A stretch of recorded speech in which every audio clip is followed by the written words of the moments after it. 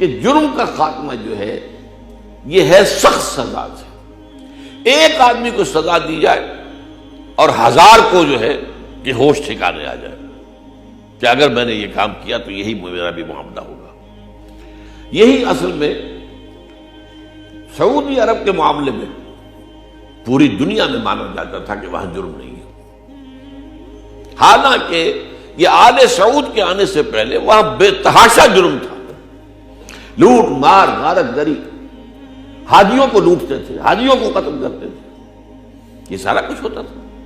ایک زمانے میں مجھے یاد ہے جب میرے دادا گئے تھے حج کے لیے، اس کو سمجھا جاتا تھا کہ جو جا رہا ہے اب گویا کہ وہ اس کی زندگی کا خاتمہ ہے، اب وہ اگر آ گیا تو وہ بونس ہے ایک طریقے سے کہ وہ آ جائے گا دوبارہ تو ایک نئی زندگی مل جائے گی. لیکن وہاں قتل و غارت، وہاں کے مصائب، وہاں کی سختیاں جھیلنا. پھر عام طور پر بڑی عمر میں لوگ حج کرتے تھے، یہ تو آج کل ہوا ہے نا کہ نوجوان جو ہیں وہ بھی حج کرتے ہیں. لیکن یہ کہ عام طور پر ہمارے معاشرے میں تو سارے کار دنیاوی جتنے بھی ہیں ختم کر کے پھر آدمی جو ہے سمجھتا تھا کہ اب میں حج کراؤں. بہرحال وہاں پر بھی جرم بہت تھا، بہت سخت تھا. لیکن جب یہ آل سعود کی حکومت ہوئی ہے، اور یہ آل سعود کی حکومت اصل میں ایک مشترک حکومت تھی. شیخ محمد ابن عبد الوہاب یہ آل شیخ کہلاتے ہیں اور یہ آل سعود کہلاتے ہیں. یہ دو قبیلوں کا اشتراک ہوا آپس میں.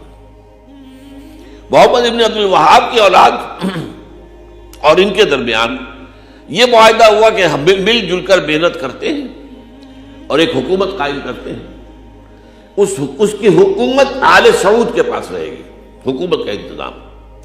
دینی معاملہ آل شیخ کے پاس رہے گا. آل شیخ، شیخ محمد ابن عبد الوہاب ان کے خاندان کے پاس. تو آل شیخ اب بھی کبھی کبھی آپ ابھی دیکھیے یہاں پر جو ابھی خطبہ دیا تھا اس حج کا تو ان کے ساتھ موجود تھا نا آل شیخ. یہ آل شیخ میں سے ہے، محمد ابن عبد الوہاب کی اولاد میں سے.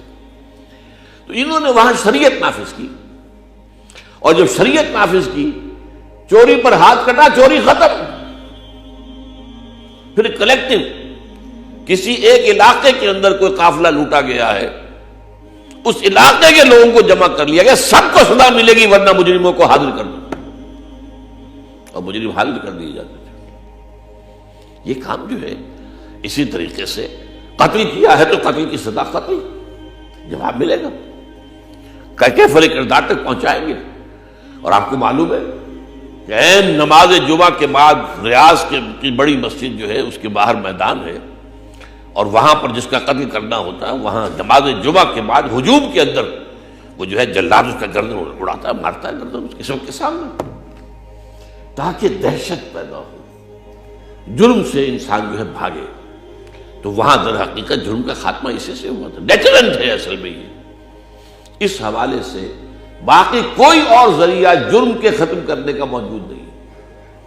اگر آپ تعلیم سے سمجھیں کہ جرم ختم ہو جائے گا تو تعلیم کا معیار جو ہے امریکہ سے اوپر کسی قوم پہ جا نہیں سکتا. مہذب کہنے کو تو آج دنیا کے اندر مہذب ترین قوم ہے، لیکن جرم بدترین جرم موجود ہے.